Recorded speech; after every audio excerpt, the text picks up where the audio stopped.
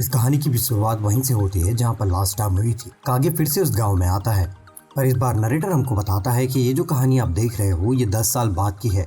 यहाँ पर कागे के पास रुखसाने के अलावा 4 और स्लेव्स होती है।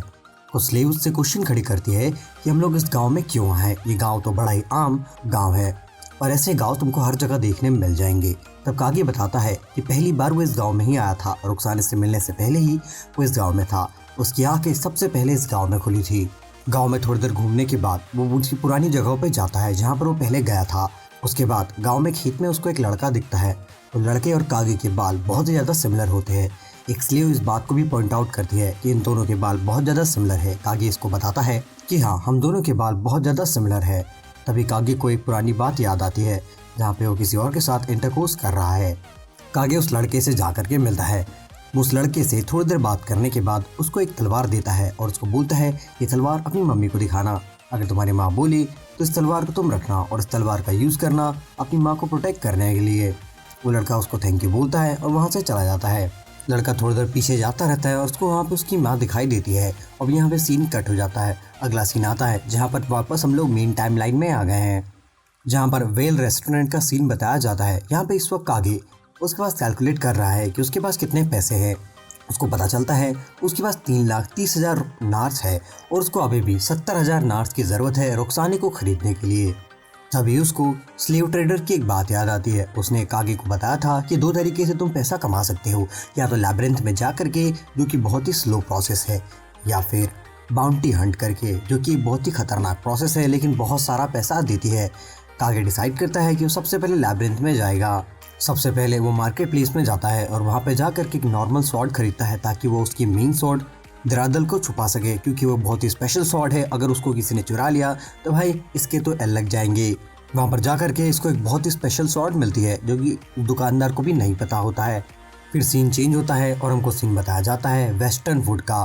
दरअसल वेस्टर्न वुड के ही अंदर लैब्रिंथ है। कागे वहाँ पर जाता रहता है। तभी उसको वहाँ पर कुछ एडवेंचर्स दिखते हैं। वो एडवेंचर्स एक्चुअली ब्लैक डोर से बाहर आ रहे होते हैं। कागे को लगता है कि ये कोई स्पेशल टाइप का टेलीपोर्टेशन मैजिक है, क्योंकि वहाँ पे उसको एक विज़र्ड भी दिखता है।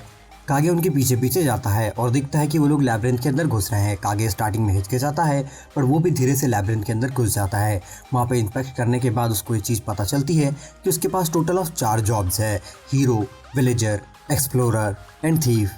2 जॉब्स उसकी लेवल 1 होती है और 2 जॉब उसकी लेवल 2 होती है, जहाँ पे हीरो लेवल 1 होती है और हीरो इसकी सबसे ज़्यादा स्ट्रॉन्गेस्ट जॉब होती है। और एक्सप्लोरर इसको बहुत ही तगड़ी स्किल्स भी देती है, जैसे कि inventory box and dungeon walk. Dungeon box skill इसको अलाउ करती है कि डंजन के अंदर कहीं पे भी घूम सकता है, लेकिन यहाँ पर भी रेस्ट्रिक्शंस होती है और ये हर जगह पे नहीं जा सकता। वहीं पे आइटम बॉक्स ऑपरेशन इसको कोई भी चीज़ इन्वेंटरी में रखने में हेल्प करती है।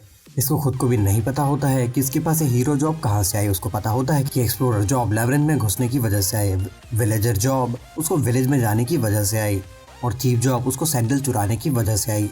सब जॉब के पास अपनी अपनी स्पेशल स्किल्स होती है। फिर डंजन में उसको पहला मॉन्स्टर दिखता है, जिस मॉन्स्टर का नाम नीडल वुड होता है। इसको मारने के बाद उसको एक ब्रांच मिलती है। वहाँ पे और थोड़े बहुत मॉन्स्टर्स को मारता है। तभी एक चीज़ को नोटिस करता है कि ये थकान फील कर रहा है। दरअसल ये सब कुछ मैजिक पावर की वजह से होता है।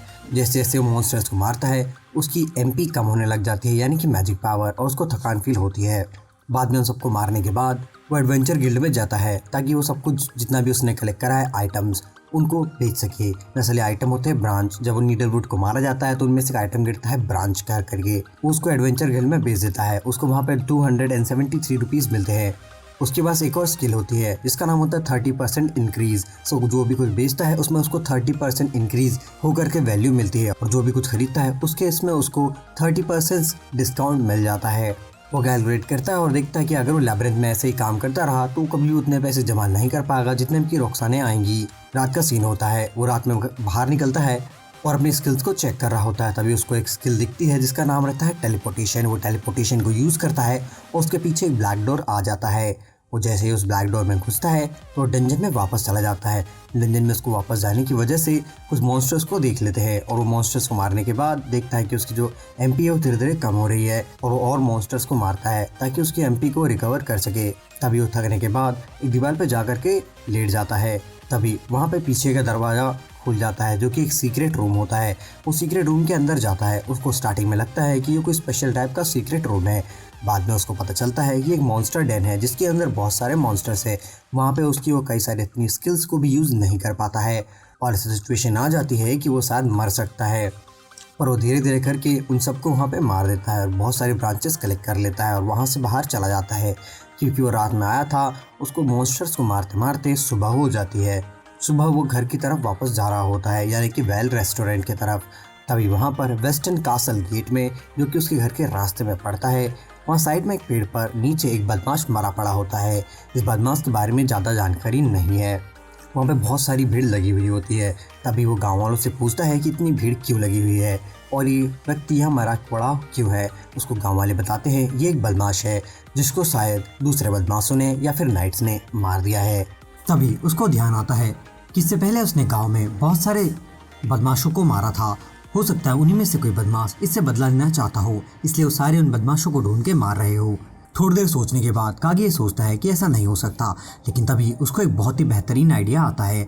उसको लगता है कि डंजन में अगर वैसे ही करता रहा तो उतने पैसे कमा नहीं पाएगा जितने की उसको ज़रूरत है। सो वो अब से बाउंटी हंट करेगा और इन सारे बदमाशों को हंट करेगा और उनको मारने के बाद जो पैसे मिलेंगे उससे नुकसान को खरीदेगा।